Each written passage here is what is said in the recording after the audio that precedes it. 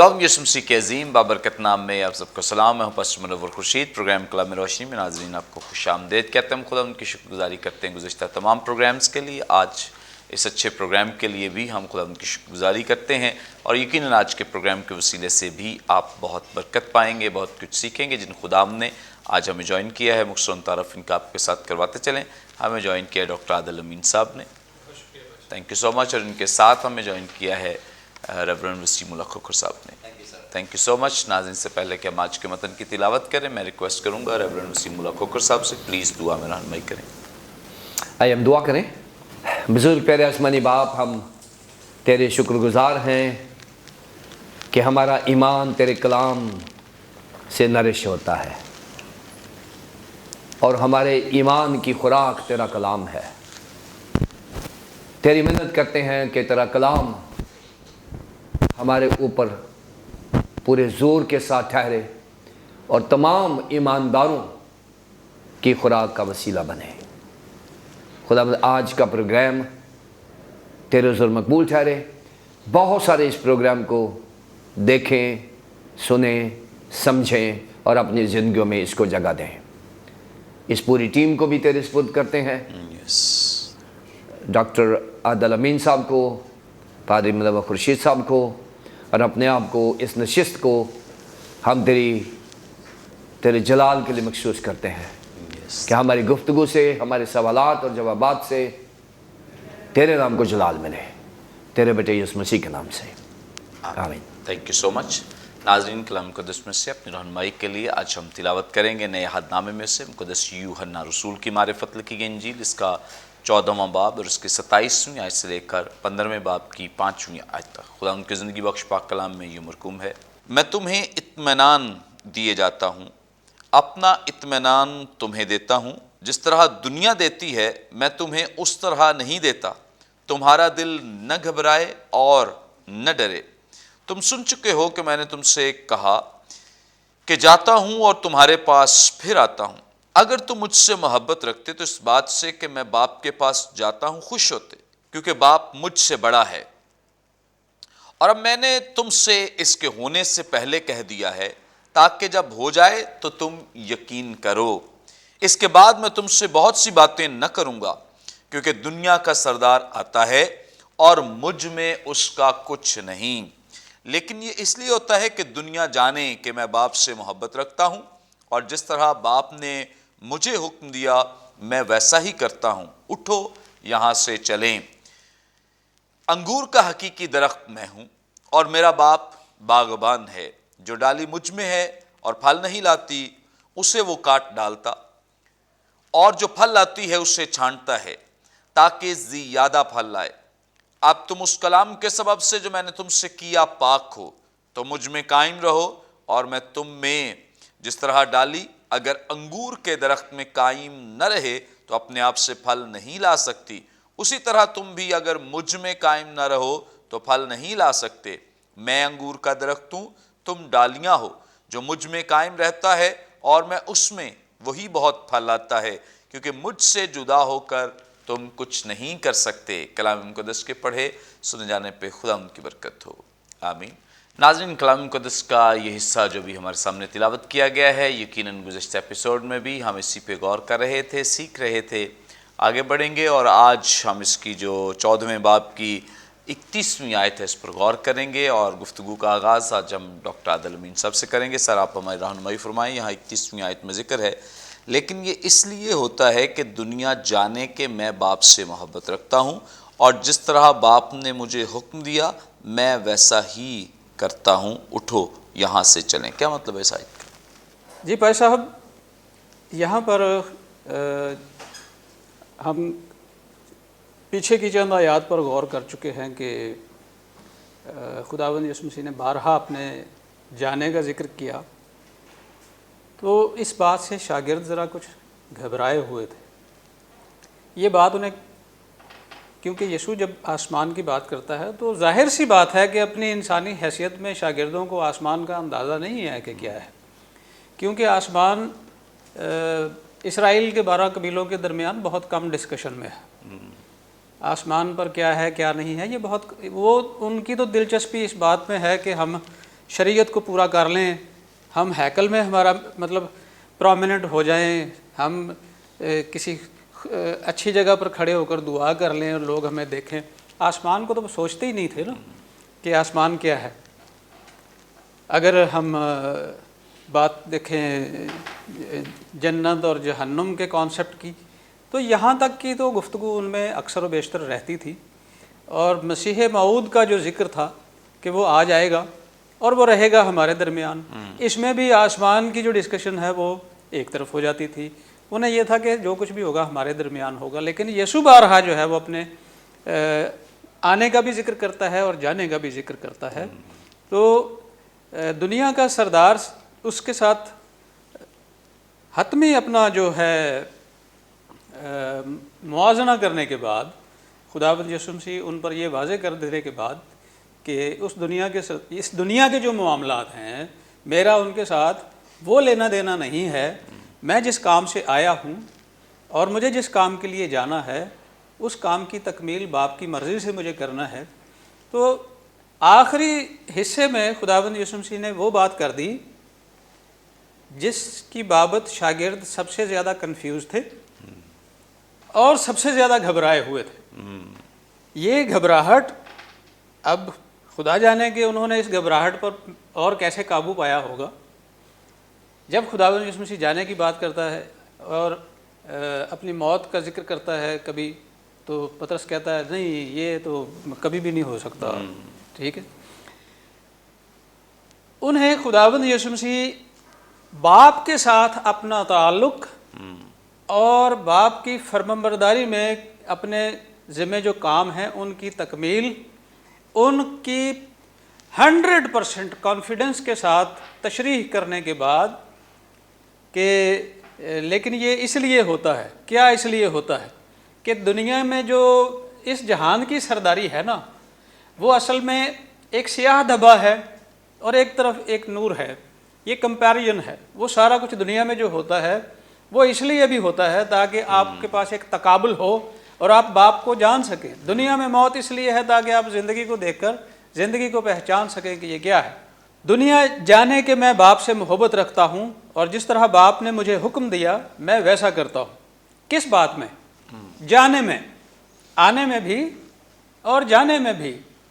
اور یہ بات ابھی ہم سن چکے ہیں کہ یہ الہی انتظام کا مکمل حصہ تھی. اگر شاگرد خداوند یسوع مسیح کو زمین پر روکنا چاہتے تھے یا وہ یہ چاہتے تھے کہ یہ ہمارے ہی ساتھ رہے, تو پھر شاگردوں کو سب سے پہلے یہ سوچنا چاہیے تھا کہ ہم کتنے سال جئیں گے. اپنے بارے میں تو میرا خیال ہے انہوں نے کبھی نہیں سوچا. وہ یہ ضرور خواہش رکھتے تھے کہ یسوع ہمیشہ ہمارے ساتھ رہے, لیکن وہ اپنی ہمیشہ کو جانتے ہی نہیں تھے کہ ہم اس کے ساتھ کتنی دیر رہ سکیں گے. تو باغ گتسمنی کے بعد میں سے پتہ چل گیا تھا نا کہ وہ کتنی دیر اس کے ساتھ رہ سکتے ہیں. یسوع مسیح ان پر یہ زور دے رہا تھا کہ میں اگر زمین پر آیا ہوں تو باپ کی مرضی سے ایک ہمارے پاس نجات کا منصوبہ ہے. باپ کے پاس, میرے پاس, پاک روح کے پاس, اور ہم اپنا اپنا کام جو ہے وہ کر رہے ہیں. تو جیسے میرا آنا جو ہے وہ اس منصوبے کا حصہ ہے اور باپ کی مرضی ہے, اسی طرح سے میرا جانا بھی اس منصوبے کا حصہ ہے. اگر شاگرد یہ چاہتے کہ خداوند یسوع مسیح یہیں پر رہے تو اس کا مطلب یہ تھا, وہ یسوع سے یہ کہہ رہے تھے کہ تیری الوہیت ضروری نہیں, تو اپنی بشریت میں ادھر ہی بس تو بشر ہو کے ادھر کا ہی ہو جا. تو کیا خداوند یسوع مسیح اس دنیا کے سردار کی سرداری قبول کر لے؟ یہ بڑی خطرناک بات تھی. الہیاتی اعتبار سے یہ بہت بڑا حملہ تھا خداوند یسوع مسیح کی ذات پر کہ اگر شاگرد اسے یہ کہیں کہ نہیں تو قیامت تک کبھی نہیں مرے گا, یہ تو ہو ہی نہیں سکتا, تو یہیں رہ ہمارے پاس, ہم یہاں 2 ڈیرے بناتے ہیں, تو یہاں سے نہ جا. تو یسوع مسیح اگر انسانوں کے درمیان انسانوں کی طرح پیدا ہونے اور مرنے اور دفن ہونے کے لیے آ جاتا اور یہی اپنا مقصد بنا لیتا, تو آج ہم یہاں پر بیٹھ کر یہ ریکارڈنگز تھوڑی کر رہے ہوتے. ہم مسیح سے واقف ہی نہ ہوتے, ہمارے اندر کوئی ایمان ایسا نہ ہوتا جو ہمیشہ کی زندگی کا ہوتا, ہم اس کے جی اٹھنے سے واقف ہی نہ ہوتے. تو یسوع مسیح باپ کو جلال دیتے ہوئے یہ کہتا ہے کہ میں باپ سے محبت رکھتا ہوں، اور محبت کی ڈیفینیشن یسوع مسیح پہلے کر چکے ہیں کہ جو اس کے حکموں کو مانتا ہے وہی اس سے محبت رکھتا ہے نا. تو یہ باپ کا حکم ہے، آنا بھی اور میرا جانا بھی، Yes. اور جس طرح باپ نے مجھے حکم دیا میں ویسا ہی کرتا ہوں. Praise God. مطلب بہت عزیز شاگرد ہو تم سارے، یہ تمہاری خواہش، دل کی خواہش بھی ہو سکتی ہے، مجھے اس خواہش کا بہت احترام ہے، لیکن جس نے مجھے بھیجا ہے وہ تم سے زیادہ معتبر اور محترم اور بزرگ ہے. میں جیسا باپ نے کہا ہے میں تو ویسا ہی کرتا ہوں. اب آخری جملہ پتہ کیا تھا؟ جملے کا آخری جو حصہ تھا، اٹھو یہاں سے چلیں. اب یہ چلیں والی بات ہی تو انہیں گھبراہٹ کا شکار کیے ہوئے تھی کہ اب پتہ نہیں چلیں کا مطلب کسی اور کمرے میں چلیں، کسی اور شہر میں چلیں، کہ پھر آسمان پہ چلیں، کہاں چلیں. یسوع آخر تک ان سے یہی چاہتا ہے کہ وہ اس کے ساتھ ساتھ چلیں. Yes. اور اسی بات سے ان کی گھبراہٹ دور ہو سکتی ہے جس دن وہ فیصلہ کر لیں کہ ہاں ہم اس کے ساتھ ساتھ ہی چلیں گے. Praise God. اس کی آمد کو ہم بطور آمد قبول کریں، اس کے جانے کو ہم باپ کا ارادہ اور منصوبہ سمجھ کر قبول کریں. ہم اس کی طرف سے مددگار کے وعدے کو، مددگار کا وعدہ اس ایمان پر تسلیم کریں کہ یہ پورا بھی ہوگا، اور یسوع مسیح کی کہی ہوئی ہر بات ہمارے لیے ویسے ہی ہوگی جیسے یہ کہتا ہے. Praise God. Praise God. Thank you so much. بڑی خوبصورت بابرکت باتیں جو خدا کے خادم نے ہمارے ساتھ شیئر کی ہیں. آگے بڑھیں گے اور ریورنڈ وسیم اللہ کوکر صاحب سے جانیں گے. سر آپ ہمارے رہنمائی فرمائیں، یہاں پہ 15ویں باب کا آغاز ہوتے ہی جو پہلی آیت ہے کہ انگور کا حقیقی درخت میں ہوں.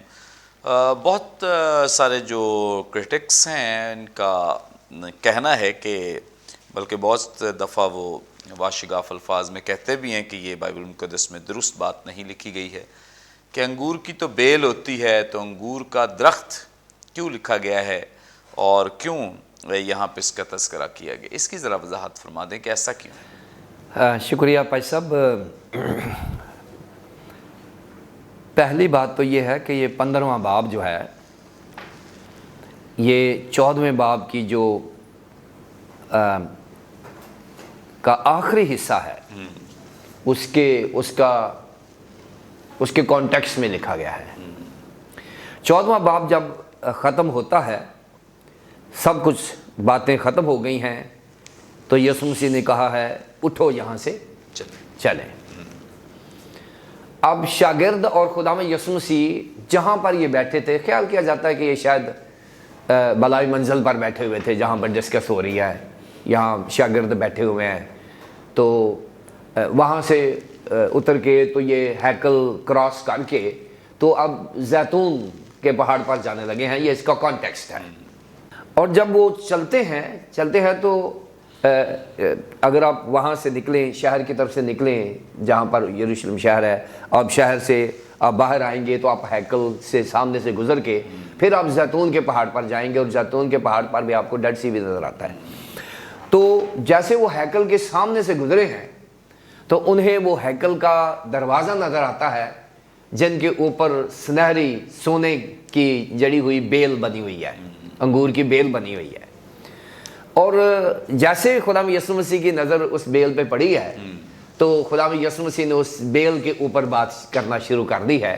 تو اس کو دیکھ کے تو یسوع مسیح نے فوراً کہا ہے کہ یہ جو بیل نظر آ رہی ہے یہ اسرائیل کی نمائندگی ہے. یہاں پر اس کو زبور 80 میں کہا گیا ہے کہ وہ مصر سے طاق لے کر جائے گا. سو یہودیوں کی جو نمائندگی ہے، جو ان کا سمبل ہے، اس کو انگور کی ٹہنی کے ساتھ، ڈالی کے ساتھ کیا تھا. اور لوگ کیا کرتے تھے کہ لوگ اتنے جذباتی تھے کہ وہ کہتے تھے کہ یہ میری طرف سے اتنے پیسے لو اور سونے کا ایک انگور اس بیل میں لگا دو، یعنی کبھی پتیاں لگا دو. یہ سونے کا سارا بنا ہوا تھا، یعنی ہیکل کے دروازے کے اوپر وہ بیل بنائی ہوئی تھی، اور لوگ بڑی انویسٹمنٹ کرتے تھے کیونکہ وہ یہ سمجھتے تھے کہ ایسا کرنے سے جو ہمارا ادھر کا ایمان بھی ہے کہ وہ خرچی جاؤ باسے دیتے، وہ چاہے ہمیں پتہ ہو کہاں خرچ رہے ہیں یا نہیں خرچ رہے، وہ کہتے ہیں کہ یہ جو اس قسم کی چیزیں لگانی ہے یہ یہودیوں کا فیتھ یہ تھا کہ میرا بھی ایک انگور لا دے دیتے سونے دا جیسے تو وہ بڑے پیسے خرچتے تھے وہ تو وہ سمجھتے تھے جیسے وہ زیتون پہ کمرے شمرے بنانے کا بھی بڑا رواج ہے. سو یہودی سمجھتے تھے کہ انویسٹمنٹ کرنا جو ہے یہ خدا کے پاس یہ جنت کا ایک جانے کا ایک طریقہ ہے جو آپ اس طرح کے کریں گے خدا کے کاموں میں. اچھی بات ہے دینا, لیکن اس طرح سے اس فیتھ میں دینا کہ میرا نام لگ جائے گا اوپر, یہ ٹھیک نہیں ہے. تو یہاں پر یسوع مسیح نے کہا کہ انگور کا حقیقی درخت میں ہوں. اب اس درخت کی بات کر لیں. جو یہ تنقید کرتے ہیں کہ جی انگور کی تو بیل ہوتی ہے درخت نہیں ہوتا, سو میں ان کو سجیسٹ کروں گا کہ آپ گنتی 13 باب کی 23ویں سے 33ویں آیت تک پڑھ لیں. تو اب آپ 21ویں صدی کی بات کر رہے ہیں نا, ہو سکتا ہے اگر ہم 50ویں صدی میں جائیں تو یہ بیل بھی نہ رہے, بوٹی بن جائے یہ بھی ہو سکتا ہے کیونکہ 2000 سال پہلے تو یہ درخت ہی تھا. تو اب یہ صدیوں بعد کی بات ہے. اب بوٹینیکلی یہ پروسیس جو ہے وہ نیچے اب زمین کی طاقت وہ نہیں رہی اور درختوں کی وہ سارے سٹنٹڈ چیزیں پیدا ہو رہی ہیں, انسان کا قد چھوٹا ہو رہا ہے اور پتہ نہیں کیا کیا چیزیں چھوٹی ہوتی جا رہی ہیں, پودے جو بڑے بڑے تھے وہ چھوٹے ہوتے جا رہے ہیں. اب باٹنی میں اس طرح سے ترقی ہو رہی ہے کہ بڑے ہونے کی وجہ سے چیزیں چھوٹی ہو رہی ہے. سو یہ کبھی درخت ہوا کرتا تھا اور اس کو بطور درخت تھی. اب دیکھیں ایک گچھا انگور کا لانا ہے, ایک گچھا اس کال سے ایک گچھا انگور کا لانا ہے اور 2 لوگوں نے وہ لٹکایا ہوا ہے کندھوں کے اوپر اٹھا کے لا رہے ہیں. ابھی ایک گچھے کی بات ہو رہی ہے تو وہ درخت ہی ہوگا نا اس وقت. تو یہ چیزیں وقتی بائبل کو ناظرین جب آپ پڑھیں نا تو اس کو پڑھیں ضرور, 21ویں صدی میں ہی پڑھیں, لیکن اس کا کانٹیکسٹ ضرور دیکھ لیا کریں کہ آج کی جو سائنس ہے وہ 2000 سال پہلے کی سائنس نہیں تھی. آج کی جو باٹنی ہے وہ 2000 سال پہلے کی باٹنی یعنی علم النباتات نہیں تھا. اب ہم کیا کرتے ہیں کہ ہر چیز کو ہم کرنسی کو دیکھتے ہیں, آج کی کرنسی دیکھتے ہیں. 2000 سال پہلے آج کی کرنسی نہیں تھی, وہ پرانی کرنسی تھی. 2000 سال پہلے آج کی جو کلودنگ ہے کپڑے تھے وہ نہیں تھے.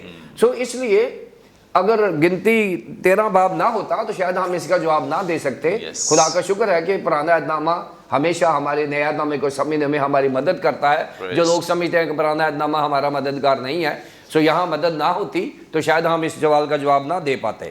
سو خداوند یسوع مسیح جو ہیں انہوں نے اصل میں درخت اس لیے کہا ہے کہ اس وقت یہ درخت ہی تھا, بہت بڑا تھا اور اس کا تنا بھی کافی موٹا ہوتا تھا اور یہ درخت کی مانند ہی ہوتا تھا. سو یسوع مسیح نے اس کانٹیکس میں 2000 سال پہلے اس کو درخت کہا ہے کہ انگور کا حقیقی درخت میں ہوں. اور یہ جو میں ہوں ہے مقدس یوحنا کے 7 آئی ایمز میں سے یہ 7واں ہے. یہ بھی دعویٰ کر دیا ہے میں ہوں جو خروج والا میں ہوں, یہ وہی میں ہوں ہے. سو یسوع مسیح نے کہا ہے کہ اسرائیل اصل میں انگور کا درخت نہیں ہے جس کو مانا جاتا تھا. انگور کا درخت وہ ہے جو پھل لاتا ہے. اسرائیل جو ہے وہ پھل نہیں رہا تھا. اس لیے یسوع مسیح نے دعویٰ کر دیا ہے کہ اسرائیل انگور کا درخت کہا گیا تھا لیکن وہ پھل نہیں لایا. میں وہ درخت ہوں جو پھلدار. پریز گاڈ, تھینک یو سو مچ. بڑی خوبصورت بابرکت باتیں. چونکہ بہت سارے لوگ سوال پوچھتے رہتے ہیں انگور کے درخت کے تعلق سے اور بیل کے تعلق سے, تو آج میرا ایمان ہے کہ بہت سارے لوگوں کو یہ سمجھ آ گئی ہے کیونکہ پرانے عہد میں ہمارے پاس یہ ٹیکسٹ موجود ہے اور یہ ثبوت موجود ہے کہ اتنے بڑے بڑے درخت ہوا کرتے تھے. ناظرین یہاں پہ وقت ایک بریک کا, لیں گے ایک شارٹ بریک. ہمارے ساتھ رہیے, دیکھتے رہیے پروگرام کلام روشنی.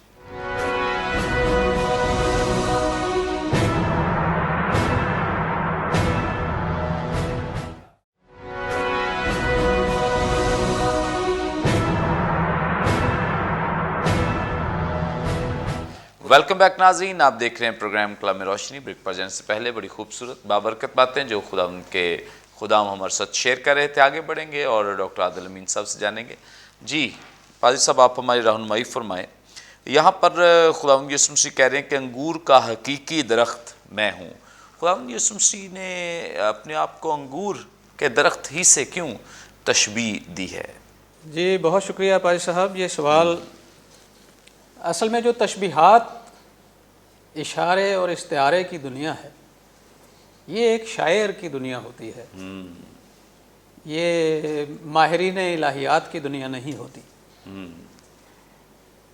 جب ہم ایز اے تھیولوجین خداوند یسوع مسیح کے اشاروں اور استعاروں پر غور کرتے ہیں تو تھوڑا سا اگر ہم شاعرانہ مزاج ساتھ رکھیں تو پھر ہم ان اشاروں کو، اس استعاروں کو جلدی سمجھ جاتے ہیں.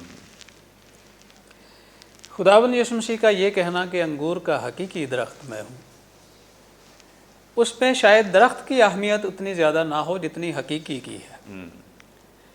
اور جیسا کہ ابھی ہم تھوڑی دیر پہلے ایک سردار کا ذکر دیکھ رہے تھے، وہ بھی تو حکمرانی کرتا ہے نا، لیکن وہ حقیقی نہیں ہے. انگور کے درخت اور بھی ہو سکتے ہیں، انگور کی بیلیں، پاکستان بھرا پڑا ہو سکتا ہے، لیکن جو حقیقی درخت ہے وہ میں ہوں. اب اس نے کیوں اپنے آپ کو ایک ایسی مثال بنایا جو پادری صاحب اس کی ہسٹری بیان کر چکے ہیں. بنی اسرائیل قوم میں انگور کی اتنی ہی اہمیت ہے جتنی خود بنی اسرائیل قوم کی بحیثیت فرد اسرائیل قوم میں ہے.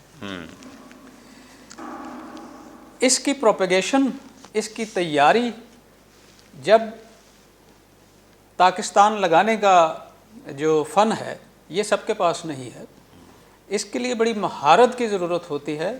ہر ایک شاخ وہ پروپیگیشن کے لائق نہیں ہوتی، بلکہ اس میں سے منتخب کرنا، یہ تجربہ کار نگاہ اور تجربہ کار جو اپنا باغبان ہیں، صرف وہی اس حصے کو تلاش کر پاتے تھے جہاں سے اس کو آگے ہم چلا سکتے ہیں.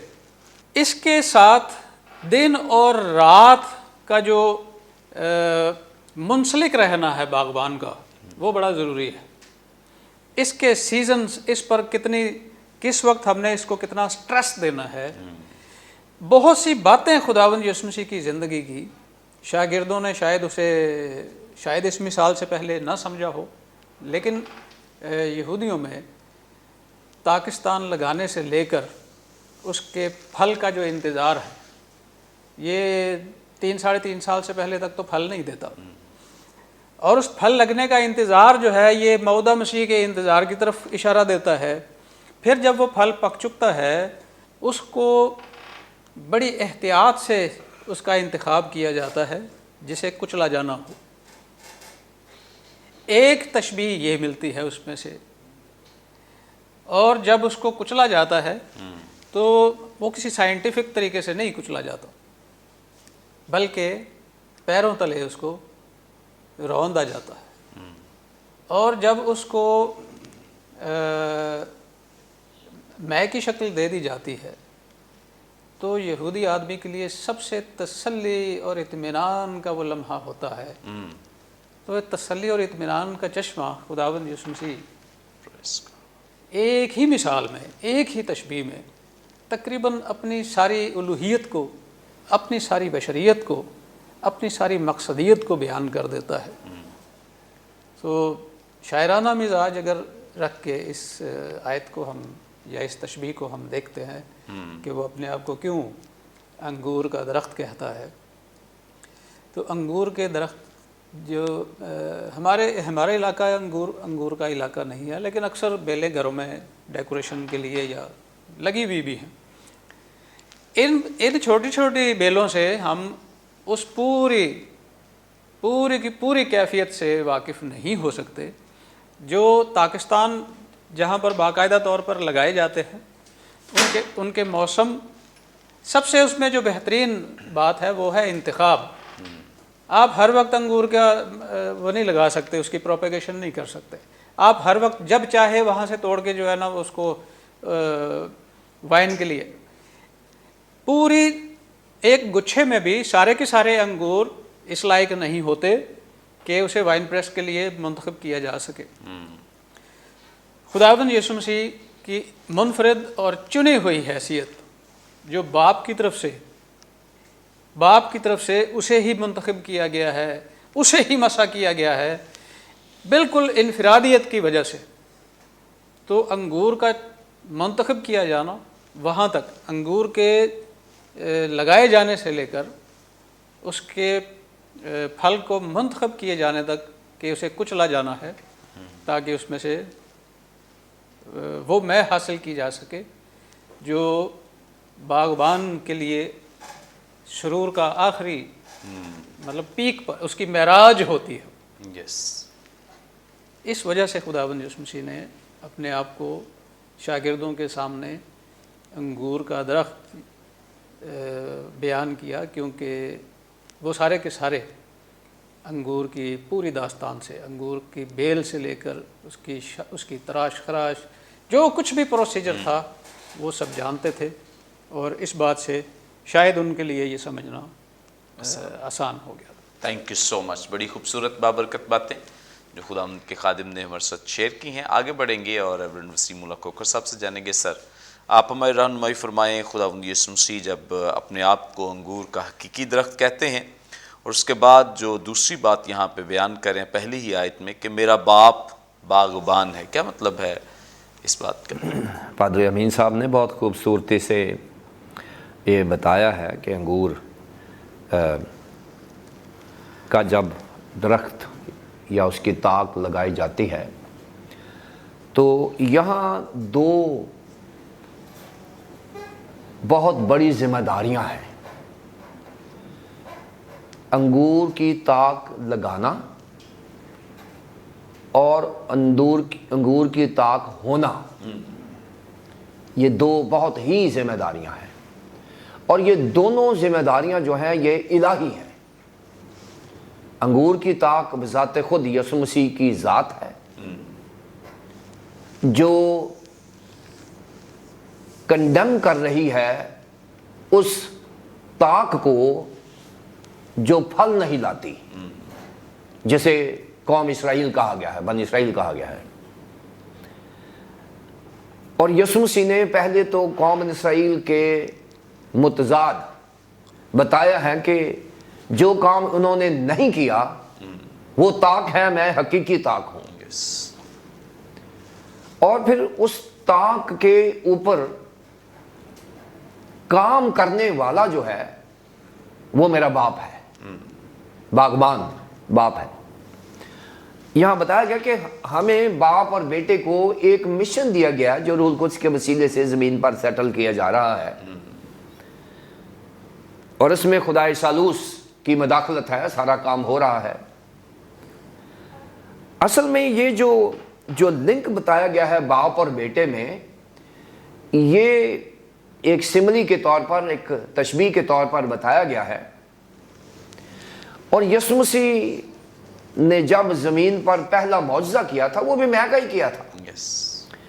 اور یہاں ہمارے پاس اردو میں تو یہ ہے کہ انگور کا حقیقی درخت میں ہوں اور میرا باپ باغبان ہے، انگریزی میں ہے I am the true vine۔ وہاں درخت کی بات نہیں ہے، وہاں ٹرو وائن کی بات ہو رہی ہے انگریزی میں۔ اور ہمارے کیونکہ شاید وہ ترجمہ لکھتے تو تھوڑا مشکل ہو جاتی، انگریزی میں تو ہمیں سمجھ آ جاتی ہے، تو حقیقی میں اگر کر دیا جاتا تو شاید تھوڑا ہمارے کلچر میں شاید یہ اتنا فٹ نہیں تھا کہ اصل میں ہوں۔ تو لوگ کہتے جی دنیا میں جو میری میں والی ہے وہ ٹھیک ہے، لوگ یہ شراب نوشی کی طرف چلے جاتے ہیں۔ تو اس لیے محتاط ترجمہ جو ہے وہ انگور کی حقیقی تاک میں ہوں، یا انگور کا حقیقی درخت میں ہوں، یا انگور کی حقیقی بیل میں ہوں۔ ابھی تک تو یہ تراجم ہمارے کلچر میں بڑے فٹنگ ہے۔ سو بڑی اچھی بات ہے، کنٹیکسچلائزیشن جو ہے کسی بھی ملک میں، کسی بھی شہر میں، کسی بھی کلچر میں بائبل مقدس کو اس تہذیب میں اس کی ٹرانسلیشن ہو، اس کے جو الفاظ ہیں وہی استعمال ہوں، اس کی جو استعارات ہیں، تشبیہات ہیں وہی استعمال ہوں جو ہیں۔ اصل میں جو پہلا معجزہ ہے وہ اسی کا ایک تسلسل ہے کہ I am the true vine، اور اس ٹرو وائن کو وہ جو میر مجلس ہے اس نے کہا ہے کہ تم نے اچھی میں اب تک رکھ چھوڑی ہے۔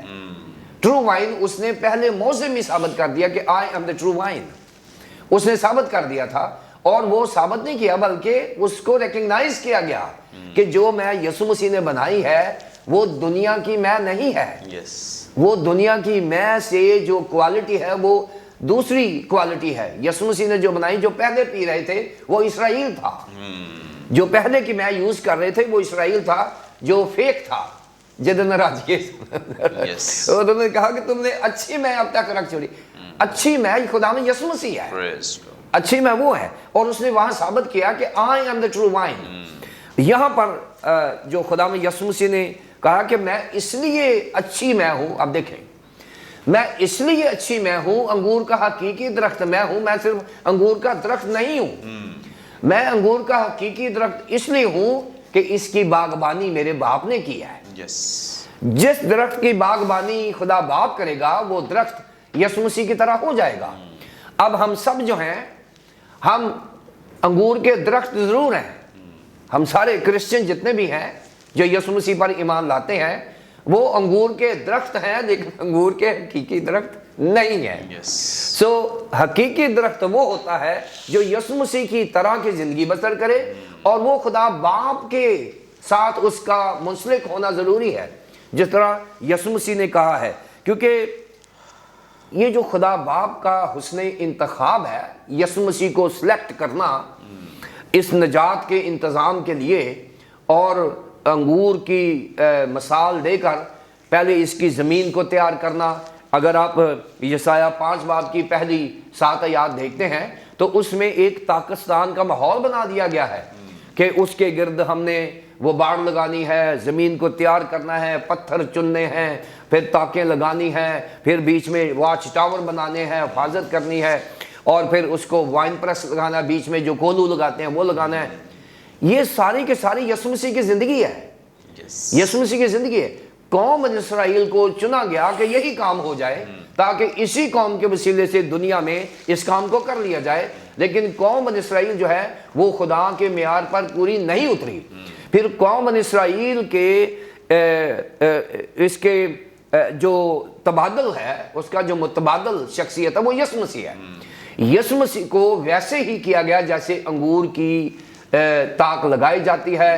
یسوع مسیح جو ہے وہ زمین پر آئے, انہوں نے کیا, اور وہ انگور کی طرح میں بننے میں وہ صرف یہ نہیں, وہ کچلا گیا, وہ کولو میں ڈالا گیا. اور آپ کو پتا ہے کہ گتسمنی کیا ہوتی ہے؟ کولو ہوتا ہے. گتسمنی جو ہے یہ کولو ہوتا ہے. یسوع مسیح کو کولو میں ڈال دیا گیا, اس کو کچلا گیا, اس میں سے اس کے خون کو نکال دیا گیا, پھر وہ وائن بنتا ہے. پھر وہ دعویٰ کرتا ہے I am the true wine, جب یہ وائن پریس کے پروسیس میں سے گزرنا ہوتا ہے. تو یہ سارا جو پروسیس ہوا ہے یہ خدا باپ کے ہاتھوں ہوا ہے. خدا نے دنیا سے ایسی محبت رکھی کہ اس نے اپنا اکلوتا بیٹا بخش دیا تاکہ جو کوئی اس پر ایمان لائے ہلاک نہ ہو بلکہ ہمیشہ کی زندگی پائے. سو خدا باپ جو ہے یہ سارا مشن کر رہا ہے. اس لیے خدا باپ ہی باغبان ہے اس سارے منصوبے کا, نجات کے منصوبے کا, جس میں اور آپ سب شامل ہیں. یسوع مسیح پر ایمان لانے کے بعد ہم خدا باپ کے پروسیس میں چلے جاتے ہیں. پریز گاڈ, تھینک یو سو مچ. بڑی خوبصورت بابرکت باتیں جو خدا ان کے خادم نے ہمارے ساتھ شیئر کی ہیں, اور یقیناً جتنے بھی ایماندار ہیں وہ خداوند یسوع مسیح پر ایمان لانے کی بدولت خداوند زندہ خدا کے اس خاندان کا حصہ بن جاتے ہیں, اس پروسیس کا حصہ بن جاتے ہیں جس کا ذکر خداوند یسوع مسیح نے یہاں پر کیا ہے. اس کی اور وضاحت ہم آئندہ پروگرام میں کریں گے, اور یقیناً آپ سب بڑی برکت پائیں گے. تھینک یو سو مچ بھائی صاحب, تھینک یو سو مچ.